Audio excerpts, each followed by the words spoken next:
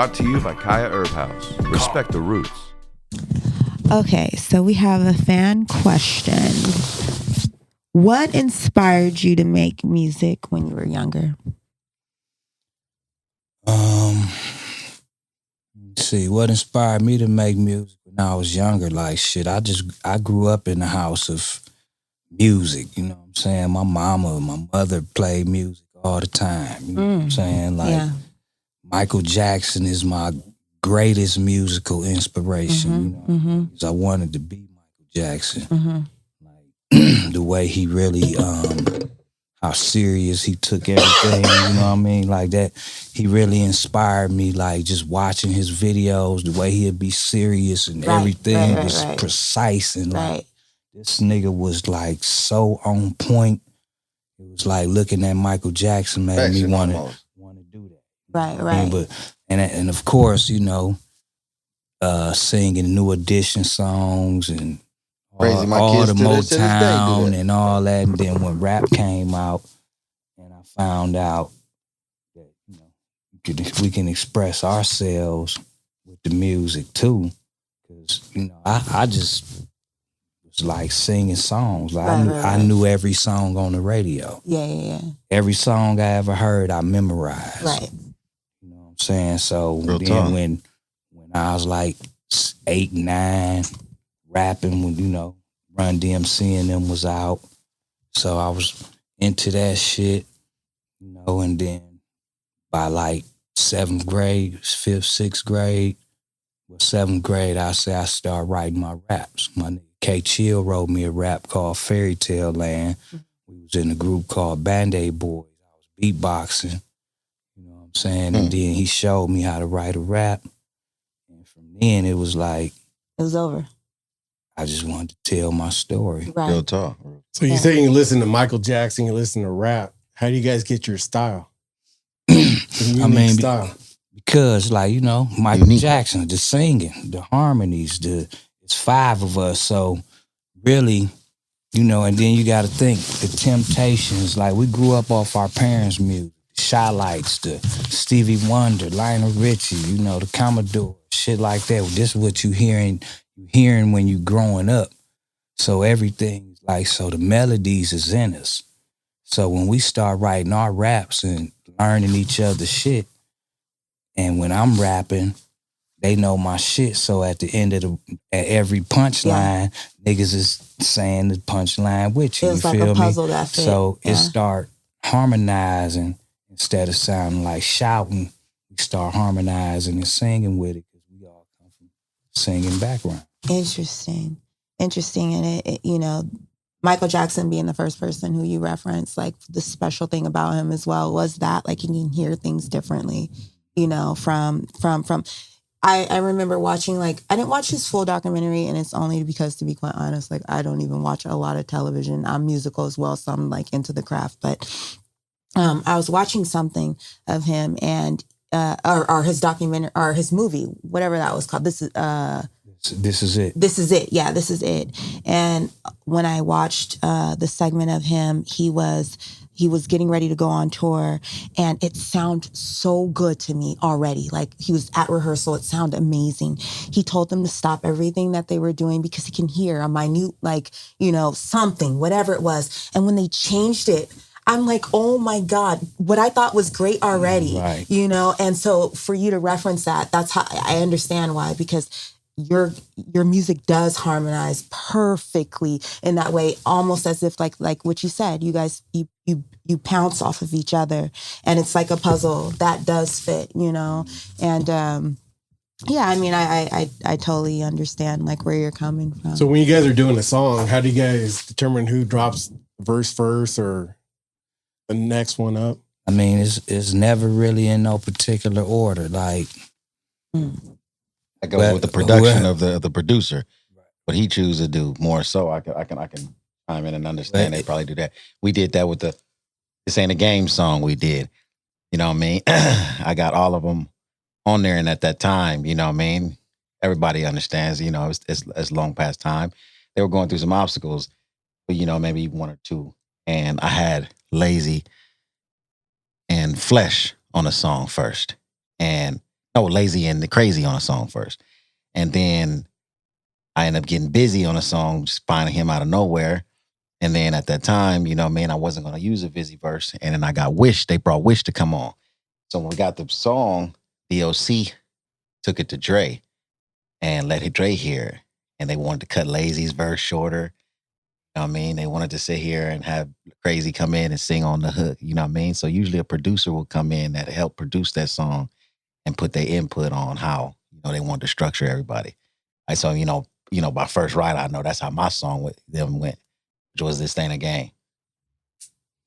Right, and that's if it's a producer. If it's just us and we just in the studio vibing, then it's basically whoever got their verse first, you know, ready first. Yeah. Because we all be in there freestyling, talking shit, and the idea pop up.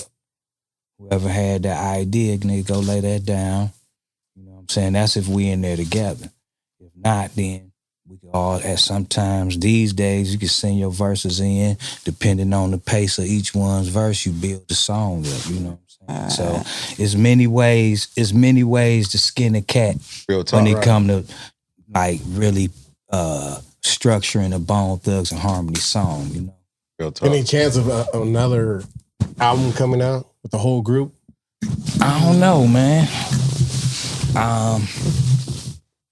I don't know. I know we got a lot of songs that we gonna release, you know, like not really as singles, just individual songs, different projects that we working on. We got songs together on different projects and things. As far as a Bone Thugs and Harmony project, to say this the last one and whatever, I really couldn't say I don't know. 'Cause that's a lot of work, man. Thugs and Harmony, 5 niggas in the studio, everybody on the same page, you know what I mean? That's a lot of commitment.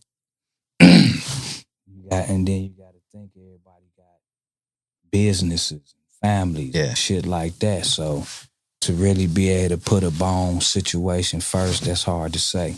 But we will be on the road. Real talk. When's the next show? That shit fun right there. The next show is March 12th, I think that's this Saturday. We're going to be in Phoenix or Tempe, Arizona. There you go. Tempe, Arizona. Make sure you check it out. I'm going to wrap it up with I know a lot of individuals feel this way. And this is the special thing that it is with Bone, with the music that they have put out, that it's significant that they have music with, respectively, you know, my father, Tupac and Biggie. Share your experiences, you know, or one of them. You know, I can't, many of them, we'd be talking here longer. But matter of fact, being in the studio with Biggie, how was that verses, or those verses formed in that studio session? So the verse first of all, I wasn't in the session with Tupac. I always wish I was, you know what I'm saying? But I wasn't in that session, so Busy Bone being Busy Bone. So Busy Bone and Pac was in that session. B tried to keep that song for itself. Oh, like nigga, me and Pac got a song, nigga. That is so funny. I'm like, nigga, you got me fucked up, nigga. Think we ain't gonna get on this motherfucking song with Tupac, so funny, nigga? You got me fucked all the way up, B. Right. Like, nigga, this is my song. And then Silky Fine was on the song. She was on that song, too. Was she? What? Yep, what? Oh, much love to Silky Fine. You know, that's Auntie. She know it as well. I got that version. It's floating out there on the internet somewhere. What? If I get a hold of that, Silky, I will do something with that. Yep. So viciously? I think she put that session together. I don't know how that happened, but anyway, that's how that happened. You know what I mean? But you know, nigga knew Pac. You know what I'm saying? Like, we had kicked it in, but I wasn't in the session. But so that's why being Pac go first, and then it's the breakdown, and then us three come in. You know what I'm saying? So that's why that's like that. But with Biggie, we was in California. He was working on this shit. It was like that day was wild. It was about 800 niggas in the studio. Lil C, Stevie J, shit, all the Mighty Mo Thug niggas. We was deep. Puffy was there, so Session was all day. Talk to me. Session, Listen to that. What? Session was, what? That's session one of the was sessions all for day. Session. Yeah. So we in that motherfucker blowing and shit. We got big pounds Give me the lighter coming while through. you talking about it. Got me Big pounds coming through, man. The nigga Biggie, man, he tried to pocket my weed once. Oh, what? Yeah, he tried to pocket my weed. I'm like, hey, nigga, like, He's nigga, I thought you brought this for me. It's a whole ounce, nigga. Oh. But yep, that happened in the session. We laughed about that. I passed out. I actually passed out in the limo. And B laid his shit down, Cray laid his shit down. They woke me up. I popped up out of my sleep, laid my shit down. And everybody was Hennessy'd and we was having a good time. And boom. And the nigga, we was waiting for Biggie to do his shit and he didn't do it.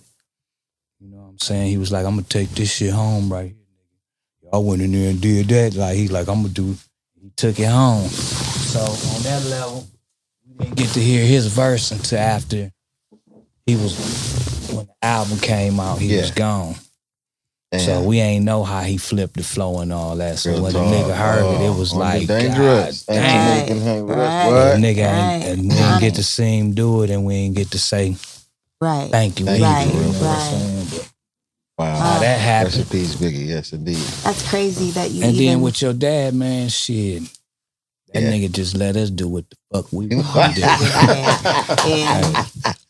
do. That's right. We was heathens, nigga. We was thugged out. Nobody else on earth would have put up with no what? Like I know that because I was gonna say it was a different time. The same way. Oh well, stop it. But it was a different time though, because you got to think, guy. You know what I'm saying? That the first song with Pops, they was just fresh out the gate, and then as coming with for real. And then coming with Biggie, they was polished, ready to do it. You know what I mean? Yeah. But then go on Mariah Carey. So you feel what I'm saying? Speak on down the line for the youngsters that don't know. You feel what I mean? Right. You know, by the time we got to do a song with Mariah Carey, let me tell you how beautiful this woman's spirit. Her spirit, talk man. About it. My nigga, we come. She bearing gifts. Yeah. I'm talking about big shit, nigga. I'm talking about we come in, she got watches and all kind of just gifts for niggas. Like, nigga, I'm from St. Clair. I'm in that bitch like, nigga Mariah Carey just poor nigga. Just like, nigga. You still have them. And that hell yes, all my shit. Yeah, what? That's real. Shout out to Mariah Carey. Oh yeah, most That's definitely. Beautiful. What? Yeah, I had an experience with her. Oh my goodness. Wait, tell it. Oh, not like that, but I mean, when, me and her had the same studio session. Yeah. So you know what I mean. And then she had a time where she didn't want nobody in the lounge area. Yeah. So then the owner was like, "It's just Lil Eazy E there." He's like, "Well, it just can be him." And I was young, so I felt some type of way. See, like, you hear all these that stories. That was like 2006, wasn't it? Man, you remember it? Yeah. You felt I was young. He know what? He know. What? He got the Rolodex out. Wait, that's my nigga. To vouch for it. It's validated. You know, ain't no bullshit with mine.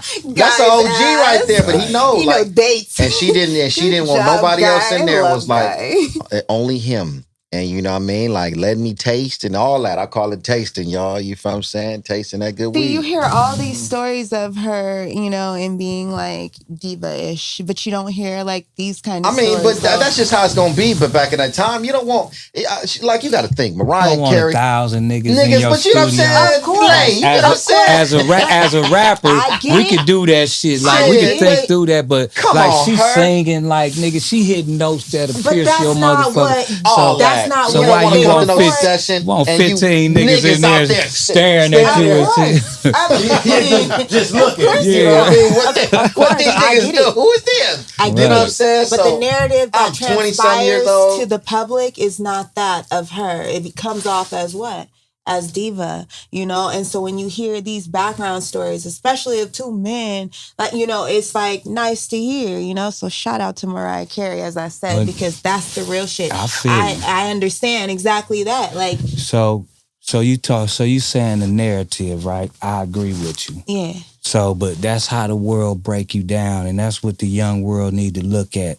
So this woman is doing very well for herself out there. So you always got the opposition of hate. That's why the kids shouldn't pay attention to that. They should be taught to focus on their shit. Real talk. You know what I'm saying? Because she doing well, but the media, oh, she's a diva. She's a diva. Yeah. No, nigga, she got 900 cameras in her face a day. All she just time. wants some time to herself, And but you making her out in society to be, not to be talking about her. I'm just in particular. Real talk. But let's be real. You would think she's a bitch just by how they present to her. But nah, Mariah wasn't. And but she's not. Check it out. So it's so beautiful to hear this Here we side. go. We're gonna sit here and matter of fact, we're gonna bring some more gifts out for Layzie, and we're gonna take a 2-minute break for our sponsors. Little Eazy TV, much love. We're gonna take it. We're gonna be back with you in a second. Welcome to Kaya Herb House.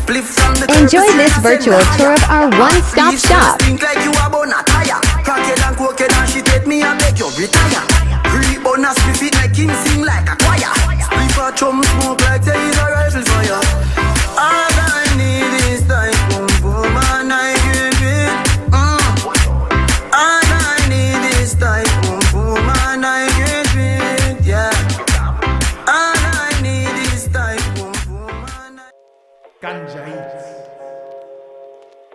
What's up, everybody? I'm Chef Matt. Be on the lookout for my new show, Ganja Eats. Going to be premiering on Nuzzle.com. We're going to be cooking with cannabis, with CBD, lots of fun guests, all your favorite recipes and stuff like that. So be on the lookout. What's going on? Thanks to the sponsors. Quick break. You know what I mean? We call it the roll-up hour, tasting hour, and time to fire up. So again, we brought to you by Rich and Ruthless Cannabis. I mean, this one right here is a Compton gas station. We have the Private Reserve, which is the brand we have going on. Also, we have High 91, which is a partner of mine. It's called the Zots. You know what I mean? So therefore, these are some of the things that we finna sit here, taste on, and finish conversating and talking. This is kind of the cool hour, the chillax hour. You know what I mean? Everybody gonna get their joint. I'm brought to you by Raw. I smoke papers. That's how I get down. I don't know everybody else's preference. Matter of fact, I want to ask bro, you got a preference? I smoke blunts, but I prefer to smoke papers these days. That's right. So that's just something that I went on to. Quick story. When I locked up before Straight Outta Compton came out. I got out right before then. It was just harsh for me to come back to blunts. You know what I mean? So I just on papers and you roll them nice and right. You feel what I'm saying? Which I'm going to give you a quick preview. I mean, a quick tester of how fast I can do it. I can do it while I'm driving everything. I just rolled me a nice joint and keep it going. That's me. So anyway, we're going to get back to, just like I said, the cool hour. You know what I mean? I want to sit here and talk sports with my big bro. But for the ladies, you know what I mean? I was speaking with my co-host, LaToya, and she had, I guess you say her certain situation that she deals with in hip-hop and entertainment.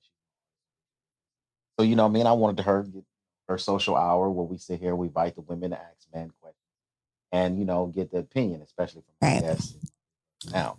Right. So we'll let her take over while we sit back and smoke and let Layzie go ahead and holler. As we know, I'm a new artist. You're my manager. I'm a new artist to him. You know this as well. Guy. For me, the biggest problem, and as like we were talking about Mariah Carey earlier, how I love how you guys gave kudos to her in regards to the real background shit which you witnessed while she's kicking out niggas the way that you guys said she was. At the same time, the things that she did for you, when you worked with her, she brought gifts that were like, not just gifts they were of luxury, and just to show her appreciation. She, understood that you're there for, the reasons why you're there. And she made your accommodations, that's beautiful. But yet, as I said, in the public eye, we don't know that shit. We see it as they print it, she's a bitch, she's a diva. For me, my biggest thing is this, like what I feel like I'm facing and I've been facing and like where I am now with having faced it, it's hard for me. And I know, we've heard this narrative before, being a woman in this industry where, it could be isolating because it's so male dominated, right? It's hard for me in knowing that, like, for instance, my label mates, you know, we're speaking raw, right? It's okay to talk about it? Okay. Yes. My label mates, you know, like I have this vision of us, you know, and feeling like, you know, being united, we're gonna get way further than being divided, right? Absolutely. So for me, like I have no problem riding hard for my label mates. Where I witnessed on the flip side, that shit don't work on, you know, them to me. It's not reciprocated. So when I'm facing that kind of energy, how long, for one, am I supposed to continue to act like I don't see the shit happening? You know, continue to act like, you know, while I've exhausted my efforts in trying to, you know, puzzle those pieces, you know, with them, and understanding that, look, you know, it don't matter which one of us make it, you know, we if any of us make it, we all do. As, you know, your group, you understand that, you know, if any one of you guys, you know, stand divided, it's going to cause a rift. And that's how I feel with us. Like for me, I feel like I take a lot, you know, from... But it was more so on the aspect of supporting. That's what I'm talking about. Like, just go straight towards that. Do you want me to give scenarios, or would you just go ahead? You're supposed to give it as far as you can, but quick, faster than that. So I mean, okay. So for instance, I've had my label mates. So here, I can set it up for you, and we'll edit it. But she has a problem with, if she was a label mate and a man had a significant other, a wife, would he be able to support when they look at Latoya? Give your Instagram, TOYLAIN. Right. And you look at some of her pictures, they may be exotic. So she has a fine line to where we go and have an executive meetings to where your label mates don't support that, or won't look at that, or will like that picture. You know what I mean? Because it's not to say your problem, but it was just a man and a thing situation, to coming from an older, mature individual from this game. Does a man who has a wife go and support those pictures, or support that,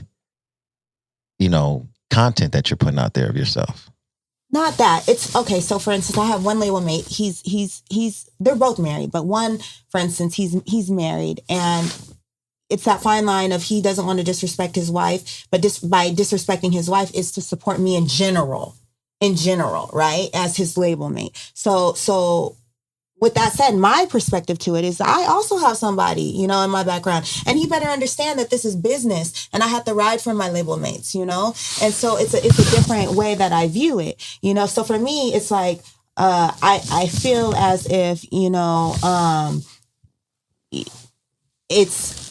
it's for one, it's hurtful, because I do genuinely want to, if I'm a part of something. Or should she stop the sexual content of posting? What? Or keep? No, the fuck no. That's absolutely not. It's just like what I was saying about Bone Thugs and Harmony. Like, you gotta understand who an individual is, accept the person for what it is. Like, you may feel like you tell your significant other. Say earlier. You know what I'm saying? Like, this how it is. This how I'm furthering myself and booming, and your people get it. You know what I'm saying? But you don't know what he protecting by the way he deal with his thing. So it's best to just accept a part. Okay, you don't want to do it like that, so now you know how to move your pieces on the puzzle. It ain't nothing to really trip on. You know what I'm saying? Do you feel that, though, that, eventually when you get to like a certain status of like a public eye, right? Do you feel like you're so heavily watched that that minute behavior, like of one, like let's say you were heavily supported by your, somebody in your group, right? If you're heavily supported, do you feel like if when you're looked at in the public eye, if you don't come out there as united, it's seen. You automatically know there's something wrong, right? And for us, like for instance, we went to an event. We all separately have our own like VIP areas. That's weird to me. Like, we're a group, we're a part of the same label. Like, why aren't we all together? Why aren't we all united? Because this wife doesn't like this, because that. Fuck all of that. This is business at the end of the day. And at the end of the day, who I work with in business, I want to feel like I'm united with. You know, I don't want to feel like there's a rift. I don't want to feel like that, you know, because at the end of the day, I've already told these people, bring your wives, bring whoever the fuck you need to bring to stand, you know, so we can have this, you know, what do you guys? I can feel you. I was gonna let him answer. Yeah, so I mean, I feel like if you're going to, especially you've been in this industry for so long, you know the importance of some things, and I understand like what you're saying in regards to you get to a point where of growth where you know you start to understand that that's just who that individual is, and that's just who that individual is. But are some of those things, do you feel like crippling to the process? No, I don't feel like it's really crippling to the process because, you know, when things don't go right on one aspect, it just tends to take your mind in other directions, so you find another way out. You know what I mean? Like, you really have to just let things be as they are, because if you want unity, you want everybody to be together. Like, I want all bone to be on the same bus and shit. Let's do it like old days. Right. I want that, but no, niggas got their own bus. Niggas got their own friends, and they got their own establishments. And that's kind of how you responded to things me. like that. So you kind of just try to understand all the moving pieces and just let them be where they at. But you personally, if we talking about you, so if I was you, I would just concentrate, okay, that's how everybody moving. So you set your shit up right. So when everybody do decide to come together, you'll be on some bullshit that just have a reason to come there. Right. And you know, I think with you guys are all older. You know, they start out young kids. Real talk. So like people said, everybody got their own family, their own friends, and you trying to do something that groups did when they were younger. Right. Really, the only thing that should matter, if you make a commitment, if you start on the project together as artists, you want to see it through the end. You know, you want to get everything you can out of it. If you can't promote what you're doing together, then just don't do music in that manner. You know what I'm saying? That don't mean y'all can't be friends and share ideas and you know what I'm saying? But certain things people don't be into. That's what life do. You grow in different ways. And I think like over these last few months, that kind of has been my epiphany, you know, of it is just, you know, but at the same time, it is one of those things where it's like, it's beautiful to see, you know, a group stay together and especially after, you know, so long. And so for me, like, I hear your answer, but it's still one of those things where it's like, okay, you've accepted, you know, your members and how they are and their ways, and it worked for you guys. For me, I guess I fear that it's not going to work. Yeah, like you're not letting the process go. And then let me just say one more thing. Like, it took me a long time to get here. Yeah. You feel me? Like, we fought like cats and dogs. We still disagree like a motherfucker. Yeah. But the understanding is, this is my team. Right. This is my family. And then, so what you put down in the beginning, as long as you honor that, like, we honor Bone Thugs and Harmony. Yeah. That's why, you know, and we support what we doing. You know what I'm saying? Like, we could be better at it. Yeah, right. It's all, as long as we understand the hierarchy of the stuff, it's Bone Thugs and Harmony. Y'all, whatever y'all starting together, you know what I mean? Them the seeds y'all planting, y'all just honor that, but you know, plant the seed, the shit gonna grow, the branch gonna come up, the trees gonna sprout, and boom, and you go with the flow, because it change every day. Yeah. And that's it, man. And that's all I know, man. I be like, God damn, man, why these motherfuckers don't get it, man? I'm just like, let me smoke with you, man. Let me get away from it. Let's just smoke and chill. I'm about to be 48, E, man. I'm looking this motherfucker like, man. What, bro? I wish a nigga would. Like, I used to doubt, you know what I mean? Like, what am I doing and all this? But a nigga, you figure your way through. As long as you keep going, nigga. Yeah, real talk, bro. And that 48 really young. It is. Like now I say that. Cause back when I was 19, 20 and shit, them niggas on the block, them niggas was like 35, 40 just coming home and shit. It was like, they trying to tell us what to do. Like, nigga, fuck y'all old niggas, nigga. And now you look at it like them old niggas as smart as a motherfucker. Yeah, them old niggas, boy, probably would have fucked us up. All the way, bro. But yeah, that's good, bro. And that's right. You doing it with the family and everything too. They stay well because I see them. I trip out on seeing them. You got the sons kids, twice your age, man, twice your size of me. These little niggas, so you know, their dad, man. They all got different personalities and their music, their styles are different. After you too, correct? You know what I'm saying? Yeah, their styles are different. You know, Trinity singing and she could rap if she want to. Stevie definitely he strictly singing. That's right. Stevan, he to his fashion, and he just, I think he came out wanting to rap. Like, this nigga couldn't even talk, and he was trying to B-boy stands and all this old shit. So yeah, bro, I'm sitting there thinking about it too as we sitting here high as a kite. And off this Rich and Ruthless, and you know what I mean, in coordination with Kaya and our new business venture that we're doing with them. You ever thought about doing a brand yourself? Ooh, brand, absolutely, man. Talk about it, bro. What's the process? You know, I'm getting my foot in the door. That's a great. If I gotta be.